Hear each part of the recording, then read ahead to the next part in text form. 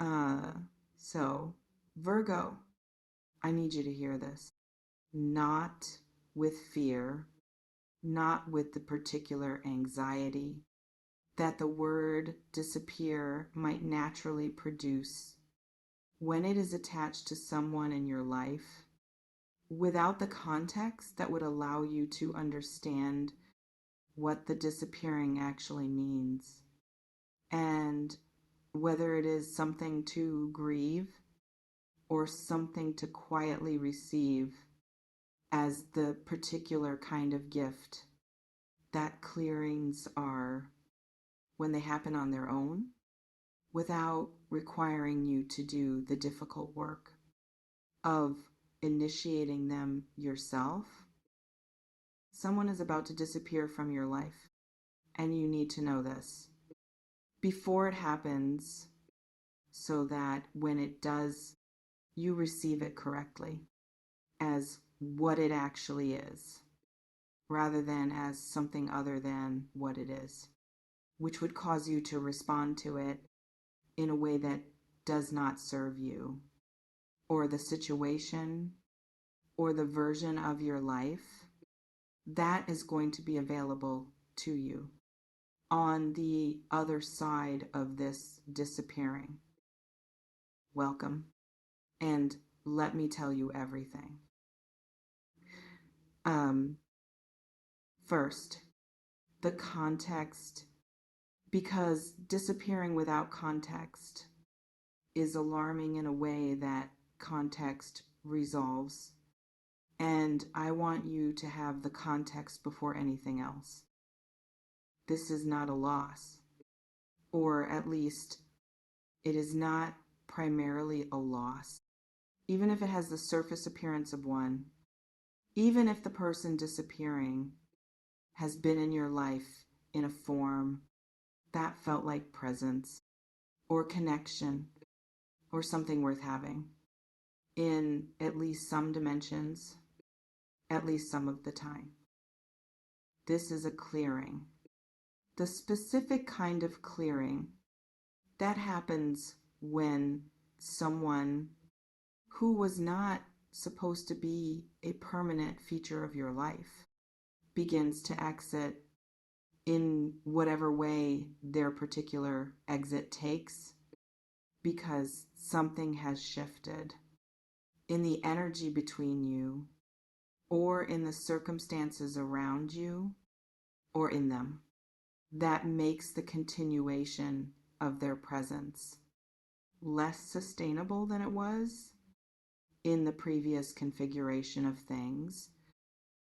People who are meant to be in your life stay, not without difficulty, not without seasons of friction or distance that test the connection, but they stay through the difficulty and through the friction and through the seasons of distance, because what holds them is stronger than what would push them away. The person who is about to disappear is not staying, which is the most direct evidence available that the connection between you was not configured for permanence, however it may have appeared or felt in the time it was present in your life. Whew. I want to describe who this person is, not by name, but by energy, by the specific qualities of their presence in your life that have been, if you are honest with yourself, more costly than they have been nourishing. This is someone whose presence in your life has required something of you consistently in the form of energy or attention or the specific accommodation of someone who is present in a way that is not always easy to be around without giving something of yourself to the maintaining of the connection. that you would not need to give. If the connection were naturally sustaining, rather than consistently requiring maintenance, you have been maintaining, perhaps without fully realizing that maintaining is what you were doing, because the maintaining had become so habitual that it felt like the ordinary texture of the connection itself, rather than the particular effort that was keeping something alive, that would not sustain itself. Without that effort, this is also someone whose presence has occupied space in your life and in your energy that is needed for something else. Something that has been waiting in the particular way that things wait when there is not yet room for them, because the room is occupied by something that is not serving the same purpose or the same quality of purpose as what is waiting to arrive in the space that will open. When this person is gone, the space is needed and it is becoming available. Through this disappearing, which is why the disappearing is happening now rather than before or later. Now is when the space is needed for what is waiting to come in. I want to tell you what the disappearing looks like in the specific form it is likely to take, because disappearing can happen in very different ways, and knowing the likely form will help you recognize it when it begins and respond in a way that allows it to happen without creating unnecessary friction or drama or the particular exhaustion of trying to prevent something that is naturally in the process of ending. The disappearing is likely to be gradual rather than dramatic, a fading of contact, a reduction in the frequency and depth of what was being exchanged between you, a natural drift of the kind that happens when two people are no longer actively choosing to maintain what was between them, and the connection without that active choosing simply, slowly recedes, or it may be more sudden in the form of a specific event or decision that creates a clear demarcation between before and after, between when they were present and when they were not. Either way, the form it takes is less important than what it produces, which is the space and what the space will receive when it has fully opened. Whew. I want to speak now about what you need to do when the disappearing begins, because your response to it determines how cleanly it happens and how quickly the space opens for what is waiting to come in. The first thing, do not chase. I want to say that as directly as possible, because the chasing impulse, when someone begins to fade or pull back or exit from a connection that has been present, is among the most natural and least useful responses available. The chasing does not restore what the disappearing is trying to complete. It delays the completion.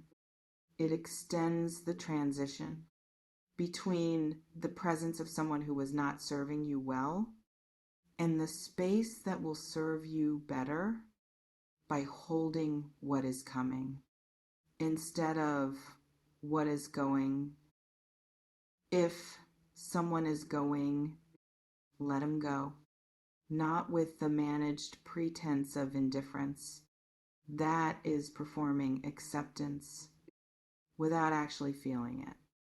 But with the genuine recognition that what is leaving because it was time, and that the time it leaves is the time something better enters in the space it vacates.